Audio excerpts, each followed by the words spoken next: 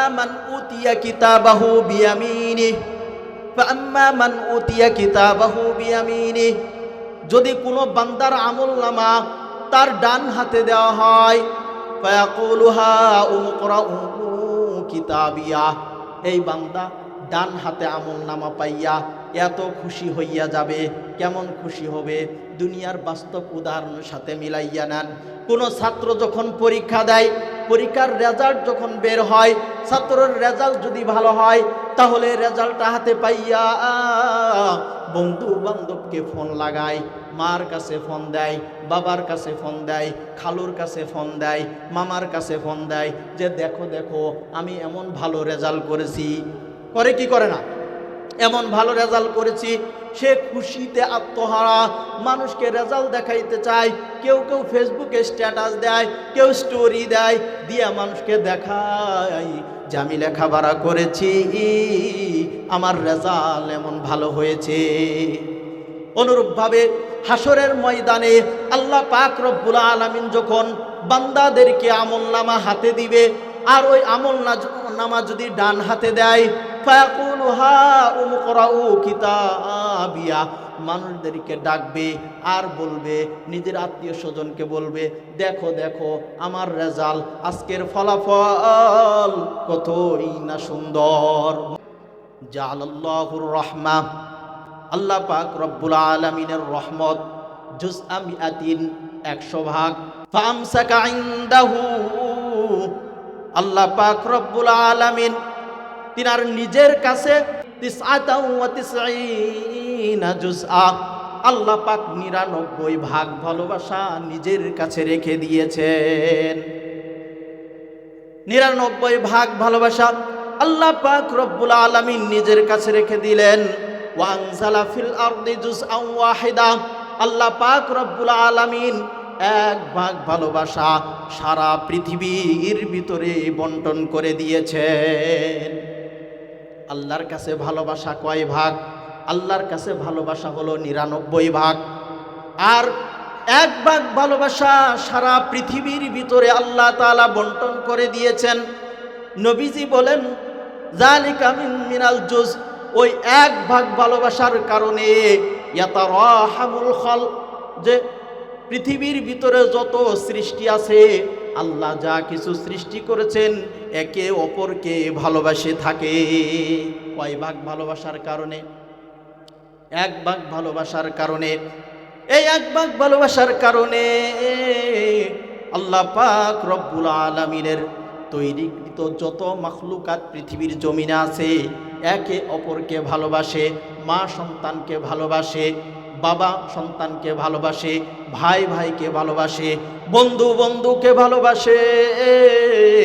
এই 1 ভাগ ভালোবাসার কারণে পাখি তার বাচ্চার জন্য সারাদিন ঘুরে ঘুরে খাবার যোগান দেয়, গরু তার বাচ্চাগুলোর জন্য সেই দুধ দেয়। এই 1 ভাগ ভালোবাসার কারণে পাখির ভিতরে ভালোবাসা, মানুষের ভিতরেও অনুরূপভাবে এই ভালোবাসা। কয় ভাগ ভালোবাসার কারণে? এই 1 ভাগ। এই ভালোবাসা নিয়া মানুষ মানুষকে এত ভালোবাসে, মা সন্তানকে এত ভালোবাসে। মা সন্তানকে কত ভালোবাসে! যদি ডাক্তার বলে কোনো সন্তান যদি অসুস্থ হইয়া যায়, আর যদি ওই সন্তান, ডাক্তারের রিপোর্ট বলে যে আপনার সন্তানের কিডনি নষ্ট হয়েছে, আপনার সন্তানের কিডনি নষ্ট হয়েছে, তার কিডনি বদলাইতে হবে, পাল্টাইতে হবে, তাহলে ওই সন্তানের মা ডাক্তারকে বলে যে আমার সন্তানের 2টা কিডনির ভিতরে 1টা কিডনি নষ্ট হয়ে গেছে, আমার সন্তান মারা যাবে, আর আমি মা দুনিয়ার জমিনে বেঁচে থাকবো। এইটা হইতে পারে না, এইটা হইতে পারে না। আমার 1টা কিডনি নিয়া আমার সন্তানের কিডনির জায়গায় লাগাইয়া দেন, আমার সন্তান বেঁচে থাকুক, আমার সন্তান দুনিয়ার আলো বাতাস দেখবে, আমার সন্তান বেঁচে থাকবে। প্রয়োজনে আমি মা মারা যাব, কিন্তু আমার সন্তান মারা যাবে, আমি মা সহ্য করতে পারবো না।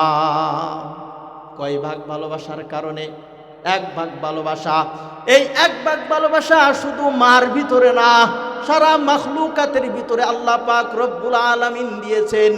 ওই এক ভাগ ভালোবাসার অংশ বিশেষ মার কাছে থাকার কারণে মা সন্তানকে এত ভালোবাসে। মা সন্তানকে এত ভালোবাসে। মানুষের অবৈধ সম্পর্ক হয়, এক ছেলে এক মেয়েকে অবৈধভাবে ভালোবাসে, ওই মেয়ের জন্য সে দেওয়ানা, ওই মেয়ের জন্য পাগল পারা। বাবা যদি বলে, বাবা এমন মেয়ের সাথে সম্পর্ক গড়েছিস যেই মেয়েটা নিম্ন বংশের, তার সাথে তোর যায় না, তাকে দিয়ে তোর বিবাহ শাদী করাইতে পারি না। এই সন্তান বলে, যদি ওই মেয়েকে আমি না পাই নিজের জীবন শেষ করে দিব। এমন বলে কি বলে না? কোন সন্তান এমন ওই মেয়ের জন্য পাগল পারা হইয়া নিজের গলার ভিতরে দড়ি লাগাইয়া ফাঁসি দেয়। না পাওয়ার বেদনায়, দুঃখের কারণে, অবৈধ সম্পর্ক, তাও তো ভালোবাসা, কি বলেন? এই ভালোবাসার কারণে নিজের গলার ভিতরে রশি দেয়, কখনো বিষ পান করে, কখনো ব্রিজ থেকে ঝাঁপ দেয়, কখনো নদীতে ঝাঁপ দেয়, এইভাবে নিজের জীবনটা বিলীন করে দেয়। ওই ভাগ ভালোবাসার কারণে, এক ভাগ ভালোবাসার কারণে। কিন্তু রব্বুল আলামিনের নিকট ফামসাকা ইনদাহু তিসআতাও ওয়া তিসঈনা জুজআ, আল্লাহর নিকট রয়ে গেল কত ভাগ ভালোবাসা? 99 ভাগ ভালোবাসা। 99 ভাগ ভালোবাসা থাকা সত্ত্বেও আল্লাহ পাক রব্বুল আলামিন তিনার বান্দাদেরকে কেমনে জাহান্নামে জ্বলাইবে, কেমনে জাহান্নামে জ্বলাইবে? মার যদি এত ভালোবাসা থাকার কারণে, মা যদি সন্তানের ক্ষতি না চায়, সন্তান যাতে দুনিয়ার জমিন থেকে বিদায় না হয়, দুনিয়ার আলো বাতাস দেখা বন্ধ যাতে না হয়, এজন্য মা সব কিছু উজাড় করে দেয়। বাবা সন্তানের জন্য সব কিছু উজাড় করে দেয়, বন্ধু বন্ধুর জন্য সব কিছু উজাড় করে দেয়, নিজের জীবন দিয়ে দেয় বন্ধু বেঁচে থাকুক। তাহলে এই এক ভাগ ভালোবাসার কারণে যদি এমন হয়, আল্লাহ পাক রব্বুল আলামিনের কাছে 99 ভাগ ভালোবাসা, এত ভালোবাসা নিয়েও আল্লাহ জাহান্নামের আগুনে কেমনে দিবে? প্রশ্ন জাগে কি জাগে না? আল্লাহ পাক রব্বুল আলামিন, আসলেই তো প্রশ্ন জাগে, আল্লাহ পাক রব্বুল আলামিন জাহান্নামের ভিতরে আপনার আমাকে কেমনে দিবে? বান্দা যতদিন পর্যন্ত বান্দা হিসাবে থাকবে, ততদিন পর্যন্ত আল্লাহ রব্বুল আলামিন আপনাকে আমাকে ভালোবাসবে। আল্লাহ আপনাকে আমাকে ভালোবেসে এখনো দুনিয়ার জমিনে শ্বাস প্রশ্বাস, নিঃশ্বাস, আলো বাতাস, ছায়া, এই সবগুলো নেওয়ার ব্যবস্থা আল্লাহ করে দিয়েছেন। আমরা সকল মানুষ তো আর সমানভাবে আল্লাহ পাকের হুকুম মানি না, মানি? সকলেই সমানভাবে আল্লাহর হুকুম মানি না। কেউ হয়তো বা আল্লাহর হুকুম মোতাবেক চলার চেষ্টা করি, কেউ হয়তো বা পুরোটা মানি না। কিন্তু আল্লাহর জমিনে এমন মানুষ আছে, জন্মর পর থেকে, বুঝমান হওয়ার পর থেকে আল্লাহর কুদরতি পায়ে একবারও সিজদা দেয় নাই, শুধু আল্লাহর নাফরমানি, আল্লাহর নাফরমানি করে চলছে।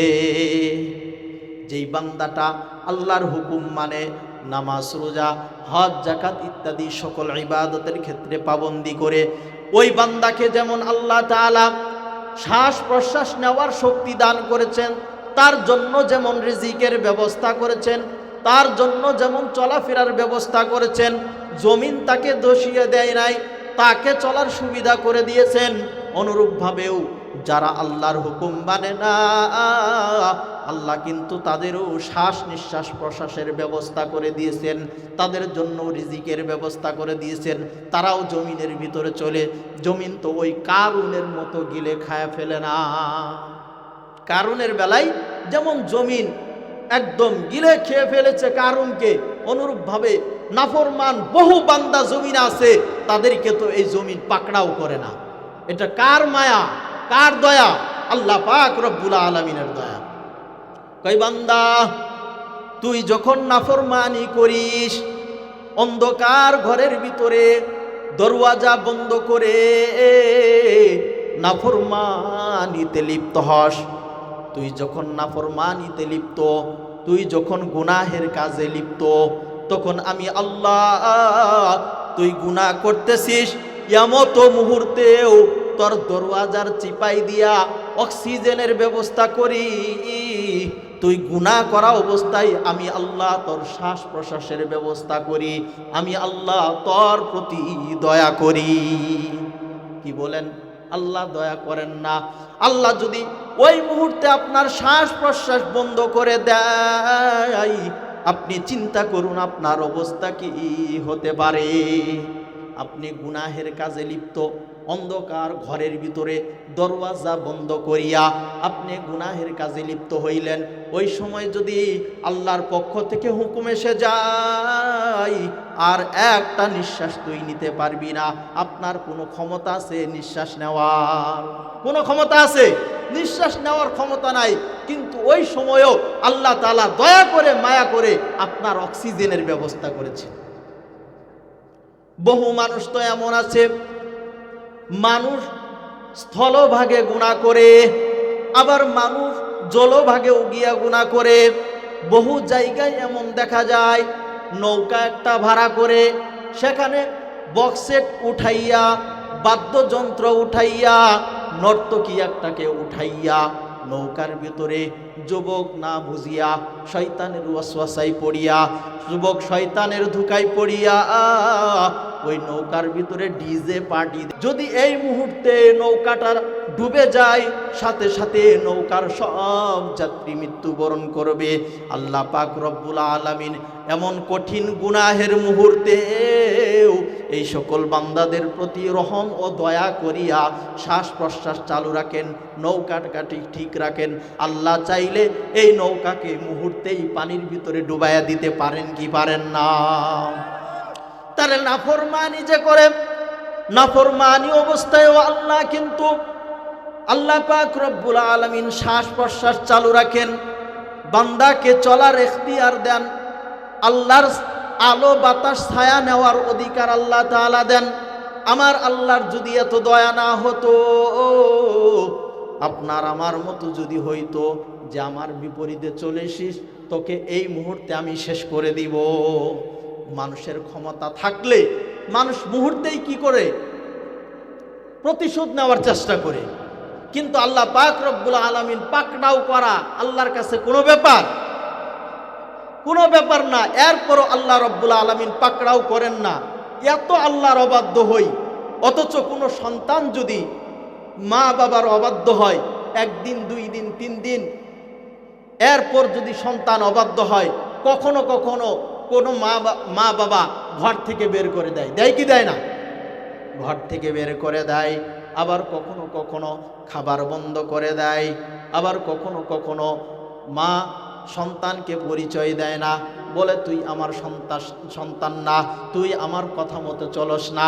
এমনও বাবা আছে সন্তানকে ত্যায্য পুত্র করে দেয়। যেই বাবা মা, যেই বাবা সন্তানকে ছোট থেকে এত আগলিয়ে রেখেছিলেন, সন্তান যাতে করে শীতে কষ্ট না করে, রৌদ্রের তাপ যাতে সন্তানের উপর না পড়ে, সন্তান যেন না খেয়ে না থাকে, এর জন্য যত কিছু করার দরকার একজন বাবা একজন মা করে। কিন্তু যখন বাবা সন্তানের নাফরমানির কারণে ধৈর্যহারা হইয়া যায়, তখন ওই বাবা একটা পর্যায়ে আর সন্তানকে সহ্য করতে পারে না। অনুরূপভাবে আল্লাহ পাক রব্বুল আলামিন বান্দাকে ঢিল দিতে থাকেন, দিতে থাকেন, দিতে থাকেন, দিতে দিতে দিতে আল্লাহ রব্বুল আলামিনের যখন গোসা চলে আসে, তখন ওই বান্দাকে আল্লাহ আর সুযোগ দেয় না। একটা সময় এই বান্দাকে আল্লাহ তাআলা পাকড়াও করেন। আল্লাহ পাক রব্বুল আলামিন কাউকে কাউকে এমন হয় দুনিয়ার জমিনে পাকড়াও করে না, কিন্তু হাসরের ময়দানে আল্লাহ পাকড়াও করবেন। আল্লাহ পাক রব্বুল আলামিন সূরাতুল আম্বিয়ার 47 নম্বর আয়াতে বলেন, ওয়ানাদউল মাওয়াজিনাল কিসতা লিয়াউমিল কিয়ামাহ ফালা তুযলামু নাফসুন শাইআ। কাল কিয়ামতের ময়দানে আমি আল্লাহ রব্বুল আলামিন ইনসাফের দাড়ি পাল্লা কায়েম করব। ফালা তুযলামু নাফসুন শাইআ, কোনো মানুষের প্রতি কোনো প্রকার জুলুম করা হবে না। বান্দা যা আমল করবে এই সবগুলোকে আল্লাহ রব্বুল আলামিন ওজন করবে। আর ওজন এমন ভাবে করবে, কই দুনিয়ার পাল্লার ভিতরে এই দিক সেদিক থাকে, কিছু গরমিল থাকে, কিন্তু আল্লাহ রব্বুল আলামিন যে পাল্লা কায়েম করবে। বর্তমান যুগে এটা বোঝানো মানুষকে সহজ, একটা সময় মানুষকে বোঝানো যাইতো না যে আমল নামা আবার কিভাবে মাপা হয়। বলুন তো, বর্তমান সময়ে এমন কোন জিনিস আছে যেই জিনিসকে মাপা যায় না? মাপার যন্ত্র বিভিন্ন প্রকার হতে পারে, কিন্তু প্রত্যেক জিনিস কিন্তু ওজন করা যায়, প্রত্যেক জিনিসকে মাপা যায়। আচ্ছা বলুন তো, আমরা বাজারে যে চাউল মাপি বা পেঁয়াজ রসুন মাপি, এই পাল্লা আর জোয়ার মাপার পাল্লা দুইটা কি একরকম? জোয়ার যে মাপা হয়, একটা সময় মানুষ বিশ্বাসই করতো না যে তাপমাত্রা আবার কিভাবে মাপে, কিন্তু এখন বর্তমান বিজ্ঞান তাপমাত্রা মাপতে পারে, শীত কি করতে পারে, কি পরিমাণ শীত এটা কি করতে পারে, মাপতে পারে। মানুষের শরীরে কি পরিমাণ জ্বর আছে এই জ্বর মাপতে পারে। সব জিনিস মাপার জন্য একই রকমের পাল্লা না। আল্লাহ রাব্বুল আলামিন ওয়ানাদউল মাওয়াজিন, এখানে মাওয়াজিন শব্দ ব্যবহার করেছেন, যে ওজন করার যন্ত্র। একটা ওজন করার না, বহু ওজন করার যন্ত্র আল্লাহ তাআলা কি করবেন, যে ওজন করার ইনসাফের দাড়িপাল্লা আল্লাহ তাআলা কি করবেন, কিয়ামতের ময়দানে কায়েম করবেন। তো বর্তমানে যদি মানুষের চলার গতি মাপা যায়, আর দেখেন নাই ট্রাফিক পুলিশেরা হাতের ভিতরে একটা এরকম মিটার নিয়ে দাঁড়ায় থাকে, কোন গাড়ি কত বেগে গেল। একটা গাড়ি যদি সামনে দিয়ে 40 গতিতে যায়, সেটাও এই মিটারে ধরা পড়ে। যদি 60 গতিয়ে যায় তাহলে এটাও ধরা পড়ে, 80 গতিয়ে গেলে এটাও ধরা পড়ে। বলুন তো, এই মিটারের উপর কি গাড়িকে ওঠানো লাগছে? তো যদি মানুষের এই মিটারে যদি মানুষের চলার গতি, গাড়ি ঘোড়ার চলার গতি যদি মাপা যায়, আল্লাহ পাক রব্বুল আলামিন আপনার আমার আমল নামাকে কেন মাপতে পারবে না? অবিশ্বাসের কিছু আছে? 1 কেজিতে কম দেওয়ার কিছু পলিসি তাদের ভিতরে থাকে, বেশি দেওয়ারও পলিসি আছে। নেওয়ার বেলায় বেশি নেয়, দেওয়ার বেলায় কম দেয়। মানুষ এমনটা করতে পারে, কই পাল্লার ভিতরে ভেজাল থাকতে পারে। কাল কিয়ামতের ময়দানে আল্লাহ পাক রব্বুল আলামিন যে ইনসাফের পাল্লা কায়েম করবে, বান্দার প্রতি কোনো জুলুম করা হবে না। ইনকানা মিসকাল হাব্বাতিম মিন খারদাল, যদি সেইটা অনুপরিমাণ হয়, সরিষার দানা পরিমাণ হয়, আল্লাহ পাক বলেন আতাইনা বিহা, সেইটাওকে আমি আল্লাহ উপস্থিত করব। কাউকে একদিন ছোট্ট করে গালি দিয়েছেন, সেও শুনে নাই, সে শুনে নাই, কিন্তু ওই গালিটাকেও আল্লাহ রব্বুল আলামিনের ফেরেশতারা নোট করে রেখে দিয়েছেন। মনে করবেন এত পাপের ভিতরে সামান্য একটা গালি আর কি বা হবে, এত পাপের ভিতরে সামান্য একটা গালি কি বা হতে পারে। আল্লাহ বলেন আতাইনা বিহা, যে ওইটাকেও আমি আল্লাহ কি করব, উপস্থিত করব। এরপর আল্লাহ বলেন ওয়াকাফা বিনা হাসিবিন, আমি আল্লাহ হিসাব গ্রহণে কারো কোনো সহযোগিতার দরকার নাই, আমি আল্লাহ একাই যথেষ্ট বান্দার হিসাব নেওয়ার জন্য। আমরা যদি বহু জিনিস ওজন করতে যাই তাহলে আমাদের সহযোগী লাগে, কিন্তু আল্লাহ পাক রব্বুল আলামিন তিনি বলেন যে আমি যে হিসাব নিব, এই হিসাব গ্রহণ করার ক্ষেত্রে আমি আল্লাহ একাই যথেষ্ট। আল্লাহ বলেন বান্দার আমলনামা যদি হালকা হয়, ফাউলাইকাল্লাযীনা খাসিরু আনফুসাহুম, তাহলে এই বান্দা নিজেই ক্ষতিগ্রস্ত। কেমন ক্ষতিগ্রস্ত হবে? বান্দার আমলনামা যদি কিয়ামতের ময়দানে নেক আমলটা যদি হালকা হইয়া যায়, আল্লাহ বলেন ওই বান্দাকে আমি জাহান্নামের সম্মুখীন করব। এমন জাহান্নাম তালফাহু ওয়ুজুহাহুমুন নার ওয়া হুম ফিহা কালিহুন, এমন জাহান্নামের সম্মুখে তাকে উপস্থিত করব, যেই জাহান্নামে পারে যাওয়ার সাথে সাথে জাহান্নামের উত্তাপের কারণে বান্দার যে ঠোঁটগুলো থাকবে, জাহান্নামীর যে ঠোঁটগুলো থাকবে, ওপরের ঠোঁটের অংশগুলো কুঞ্চিত হইয়া মাথার তালু পর্যন্ত উঠে যাবে। নিজের ঠোঁটটা উত্তাপের কারণে ঝুলতে ঝুলতে নাভি পর্যন্ত ঝুলে যাবে, শুধু দাঁতগুলো মানুষের দেখা যাবে। কি ভয়ঙ্কর দৃশ্য হবে!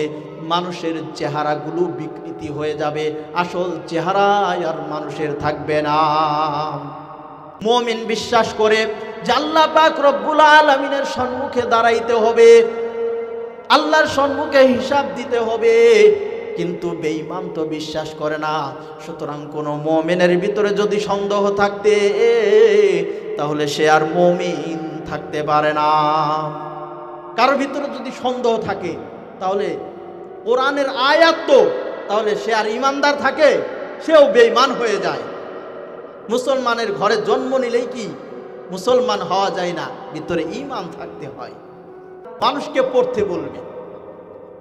আল্লাহ পাক রব্বুল আলামিন সূরা হাক্কাতে এই কথাগুলো বলতেছেন। তো মানুষকে রেজাল্ট দেখাবে, আমলনামা কোন হাতে পেয়েছে ভাই? ডান হাতে পেয়েছি। আনন্দে আত্মহারা হয়ে মানুষদেরকে বলবে হা উমকরাউ কিতাবিয়া, কারণ ডান হাতে আমলনামা কে পায়? ওই দুনিয়ার জমিনে যার এই চিন্তা ছিল যে কাল কিয়ামতের ময়দানে আল্লাহর সম্মুখে দাঁড়াইতে হবে, হিসাব দিতে হবে, আর হিসাব যেহেতু দিতেই হবে, দুনিয়ার থেকে আমাকে নেক কাজ করে করে যেতে হবে, এই চিন্তা যার ভিতরে ছিল, আর ওই অনুযায়ী যে আমল করেছে, কাল কিয়ামতের ময়দানে তার আমলনামাগুলো কোন হাতে আসবে ভাই? ডান হাতে আসবে। ইন্নী যানানতু আন্নী মুলাকিন হিসাবিয়া, ইন্নী যানানতু আন্নী মুলাকিন হিসাবিয়া।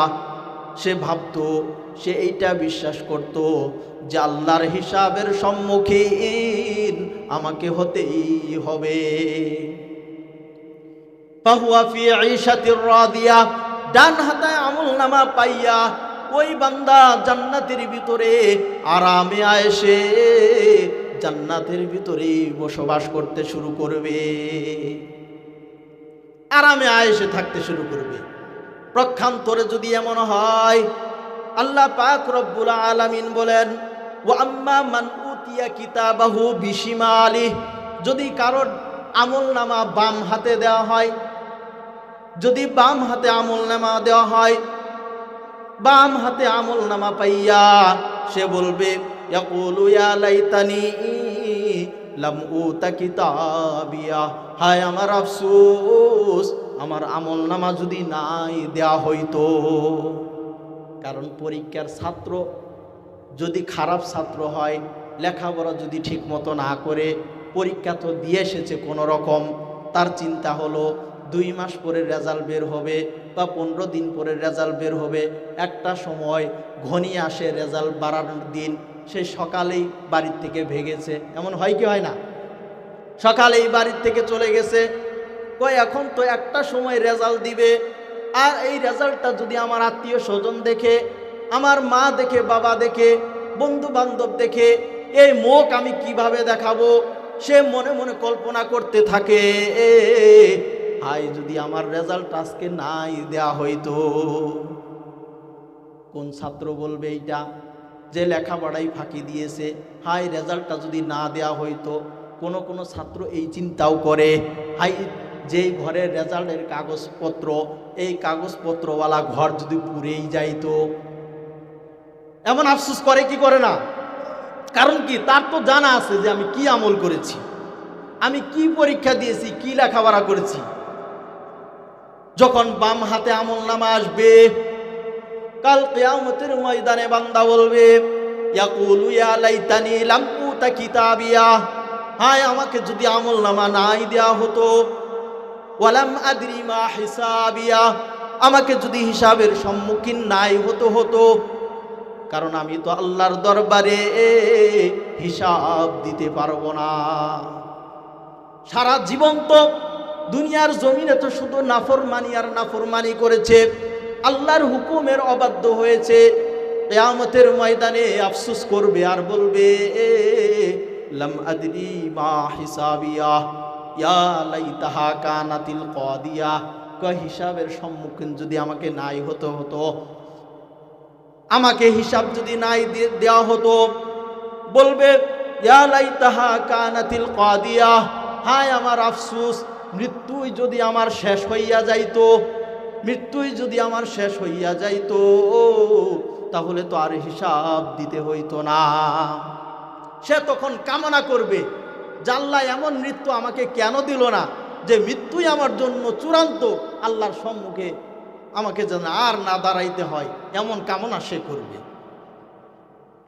কিন্তু আল্লাহ পাক রব্বুল আলামিন, মানুষের একবার মাত্র মৃত্যু হয়, এই মৃত্যুর পর যখন আল্লাহ পাক রব্বুল আলামিন জীবিত করেন, জীবিত করার পর মানুষের কিন্তু আর মৃত্যু হবে না, চাই মানুষ জান্নাতি হোক বা জাহান্নামী হোক। নবীজি সাল্লাল্লাহু আলাইহি ওয়াসাল্লামের একটি হাদিস, নবীজি সাল্লাল্লাহু আলাইহি ওয়াসাল্লাম বলেন, ইদা দাখাল আহলুল জান্নাতি আল জান্নাতা, যখন জান্নাতি জান্নাতের ভিতরে প্রবেশ করবে, ওয়া আহলুন নারি আন নারা, যখন জাহান্নামী জাহান্নামের ভিতরে প্রবেশ করবে, ফায়াকুমু মুআজ্জিনুন, একজন ঘোষণাকারী জান্নাত আর জাহান্নামের ভিতরে দাঁড়াবে, দাঁড়িয়ে ঘোষণা করবে, ইয়া আহলান নার, হে জাহান্নামের অধিবাসী, লা মাউতা, তোমার আর মৃত্যু হবে না, ইয়া আহলাল জান্নাহ লা মাউতা, এ জান্নাতি, তোমারও আর মৃত্যু হবে না, খুলুদ, তুমি জান্নাতের ভিতরে বসবাস করতে থাকো। তাহলে বান্দা জাহান্নামে যাওয়ার পরেও কি হবে না? মৃত্যু হবে না। জান্নাতে যাওয়ার পরেও মৃত্যু হবে না। এত আযাব হবে, এত শাস্তি হবে, কিন্তু মানুষের মৃত্যু হবে না। মানুষের চামড়া পুড়ে ঝলসে যাবে, কয়লা হয়ে যাবে। কয়লা হওয়ার পর তারপরেও মানুষের মৃত্যু হবে না। আল্লাহ পাক রব্বুল আলামিন বলেন, লামা নাদিদাত জুলুদুহুম বাদদালনাহুম জুলুদান গায়রাহা, মানুষের চামড়া পুড়ে শেষ হইয়া যাবে, আমি আল্লাহ রব্বুল আলামিন তার শাস্তিকে বাড়ানোর জন্য নতুন করে আবার চামড়া দিব। কুল্লামা নাদিজাত জুলুদুহুম বাদদালনাহুম জুলুদান গায়রাহা, কি জন্য দিবেন? লিয়াযুকুল আযাব, চামড়া পরিবর্তন করে দিয়ে আবার জাহান্নামে প্রবেশ করাইয়া আল্লাহ বলবেন, তুমি জাহান্নামের শাস্তি ভোগ করতে থাকো। তাহলে জান্নাতীরা জান্নাতে যাওয়ার পর মৃত্যু হবে না, জাহান্নামীরা জাহান্নামে যাওয়ার পর কি হবে না ভাই? মৃত্যু হবে না। আল্লাহ তাআলা মৃত্যুকে কি করে দিবেন? জবাই করে দিবেন। আর মৃত্যুকে যখন জবাই করে দিবেন, দ্বিতীয়বার আর মানুষের মৃত্যু হবে না। সেই হিসাবের সম্মুখীন আপনাকে আমাকে হতে হবে। একটা পর্যায়ে যখন মানুষ জাহান্নামের ভিতরে প্রবেশ করবে, তখন মানুষ আফসোস করবে আর বলবে, মানুষ আল্লাহ রব্বুল আলামিনের কাছে প্রার্থনা করবে, রব্বানা গালাবাত আলাইনা শিকওয়াতুনা ওয়া কুননা কওমান দাল্লিন। ওগো দয়ার মালিক আল্লাহ, দুর্ভাগ্য আমাদের উপর বিজয় লাভ করেছে। ওগো আল্লাহ, আপনি আমাদেরকে আবার আপনার দুনিয়াতে যাওয়ার মতো সুযোগ দান করুন। এইবার আমরা ভালো হইয়া যাব। ফাইন উদনা ফাইন্না যালিমুন, ফাইন উদনা ফাইন্না যালিমুন। দুনিয়ার জমিনে যাইয়া আবার নেক কাজ করব। এরপরেও যদি আল্লাহ আমরা নেক কাজ না করি, তাহলে ফাইন্না যালিমুন, আমরা নিজেকে জালেম হিসাবে সেই দিন বলবো, আল্লাহ আপনার যা শাস্তি আপনি দিয়েন। বান্দা এই আফসোস করবে, বলবে যে আল্লাহ দুনিয়াতে আবার একটু আমাদেরকে পাঠিয়ে দেন, আমাদেরকে একটু সুযোগ দেন, আমরা তখন বুঝি নাই। আল্লাহ সেই দিন বলবে ওয়ালাকসাউ ফিহা ওয়ালা তুকাল্লিমুন, ওয়ালাকসাউ ফিহা ওয়ালা তুকাল্লিমুন, চুপচাপ জাহান্নামের ভিতরে থাক, আজকে তোরা একটা কথাও বলবি না। আল্লাহ সেই দিন আর কোনো কথা বলার সুযোগ দিবে না, বলবে চুপচাপ জাহান্নামের ভিতরে থাক। সেই দিন আর কোনো কথা হবে না। দুনিয়াতে মানুষ টাকা পয়সা দিয়ে ফাঁসির মঞ্চ থেকেও ফিরে আসে, আসে কি আসে না? ফাঁসির মঞ্চ থেকেও ফিরে আসে, টাকার পাওয়ার, ক্ষমতার পাওয়ার। আল্লাহ পাক রব্বুল আলামিন বলেন ইয়াউমা লা ইয়ানফাউ মালুন ওয়ালা বানুন, সেই দিন কোনো পাওয়ার, সন্তান সন্তানাদি, কোনো অর্থ সম্পদ, কোনো কিছু কাজে আসবে না। আল্লাহ বলবেন কেন? আমি কি দুনিয়ার জমিনে এমন কোনো প্রতিনিধি পাঠাই নাই? আলাম তাকুন আয়াতি তুতলা আলাইকুম, যে তোমাদেরকে কি কখনো জানানো হয় নাই যে আল্লাহর হিসাবের সম্মুখীন হতে হবে? আমার আয়াত কি তিলাওয়াত করে তোমাদেরকে শোনানো হয় নাই? সেই দিন তো তোমরা দুনিয়ার জমিনে শোনানোর পরেও কুনতুম বিহা তুকাজ্জিবুন, দুনিয়ার জমিনে তোমরা সেটাকে মিথ্যা মনে করতে। হুজুররা এত কিছু বলতো, তোমরা কি মনে করতে? এগুলোকে মিথ্যা মনে করতে, যে হুজুরদের কাজ, হুজুররা বলো। সেই দিন আফসুস করবে, মানুষ বলবে, কিন্তু সেই আফসুস কোনো কাজে আসবে না। আল্লাহ বলেন ইয়াউমা লা ইউগনি মাওলান আম মাওলান শাইআন ওয়ালা হুম ইউনসারুন, দুনিয়ার জমিনে বন্ধু বিপদে পড়লে আরেক বন্ধু পাশে দাঁড়ায়, যে আমার বন্ধু বিপদে পড়েছে, যে কোনো মূল্যে বন্ধুকে উদ্ধার করতে হবে।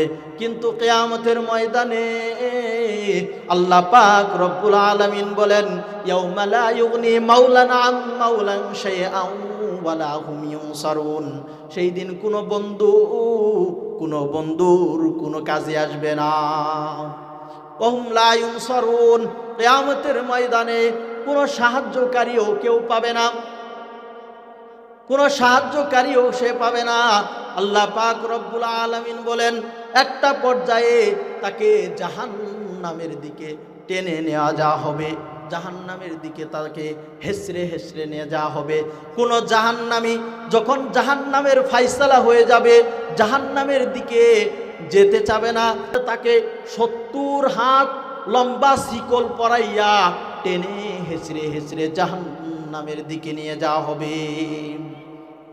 ইয়াউমা লা ইউগনি মাওলানা আম মাওলান শাইআন ওয়ালা হুম ইনসারুন ইল্লা মার রাহিমাল্লাহ ইন্না শাজারাতাজ যাক্কুম, জাহান্নামের ভিতরে নেওয়ার পরে এই জাহান্নামীদেরকে যাক্কুম নামক খাবার দেওয়া হবে, কাঁটাযুক্ত খাবার। তুআমুল আসিম, এইটা হবে গুনাহগারদের খাবার, জাহান্নামীদের খাবার। তুআমুল আসিম, যেই মাত্র এই খাবার খাবে কাল মুহলি ইয়াউলি ফিল বুতুন,